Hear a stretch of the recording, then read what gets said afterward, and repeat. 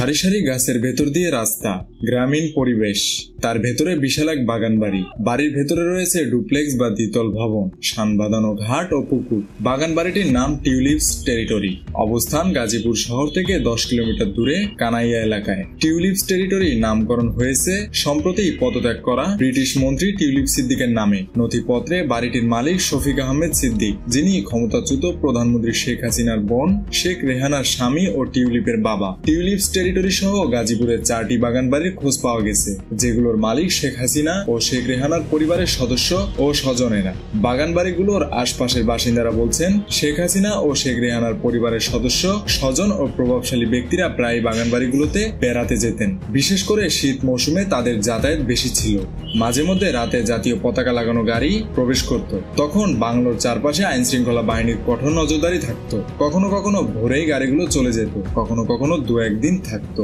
4টি বাগান বাড়ির মধ্যে একটির মালিক শেখ হাসিনা, তার ছেলে সজীব ওয়াজেদ জয় ও মেয়ে সালমা ওয়াজেদ পুতুল, এবং শেখ রেহানা, তার ছেলে রাদওয়ান মুজিব সিদ্দিক ববি ও মেয়ে আজমিনা সিদ্দিক রূপন্তী। একটির মালিক শেখ রেহানার স্বামী শফিক আহমেদ সিদ্দিক। বাকি দুটির মালিক সাবেক প্রধানমন্ত্রী শেখ হাসিনার প্রতিরক্ষা উপদেষ্টা ও শেখ রেহানার দেবর মেজর জেনারেল অবসরপ্রাপ্ত তারিক আহমেদ সিদ্দিক। স্থানীয়ভাবে বাড়িগুলো শেখ হাসিনা ও শেখ রেহানার পরিবারের সদস্যদের বলে প্রচলিত ছিল।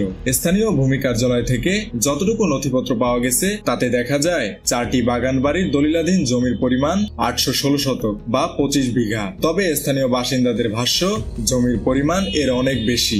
গড় মৌজা মূল্য বিবেচনায় নিলে দেখা যায় 25 বিঘা জমির দাম প্রায় 49 কোটি টাকা। তবে স্থানীয় বাসিন্দারা বলছেন, বর্তমান বাজার মূল্যে এই জমির দাম 100 কোটি টাকার কাছাকাছি। জুলাই গণ অভ্যুত্থানে 5 আগস্ট স্বৈরতান্ত্রিক আওয়ামী লীগ সরকারের পতন হয়। শেখ হাসিনা ভারতে পালিয়ে যান। সে সময় তার সঙ্গে ছিলেন শেখ রেহানা। এই দুই বোনের পরিবারের সদস্যরা বিদেশে। দুর্নীতি দমন কমিশন শেখ হাসিনা ও শেখ রেহানার পরিবারের কি কি সম্পদ আছে তা খোঁজ করছে। সংস্থাটি তথ্য চেয়ে গাজীপুর জেলা প্রশাসনকে চিঠিও দিয়েছে। জানতে চাইলে গাজীপুরের অতিরিক্ত জেলা প্রশাসক মোহাম্মদ কায়সার খসরু একটি গণমাধ্যমকে বলেন, দুর্নীতি দমন কমিশন থেকে শেখ হাসিনা ও তার পরিবারের সদস্যদের জমির তথ্য চেয়েছে। আমরা এরই মধ্যে জেলার সবগুলো ভূমি অফিসের কর্মকর্তাদের কাছে জমির তথ্য চেয়েছি। তাদের প্রতিবেদন পাওয়ার পর নিশ্চিত হওয়া যাবে তাদের নামে কি পরিমাণ জমি রয়েছে। মেহেদী হাসান বাপ্পি, খুলনা গেজেট।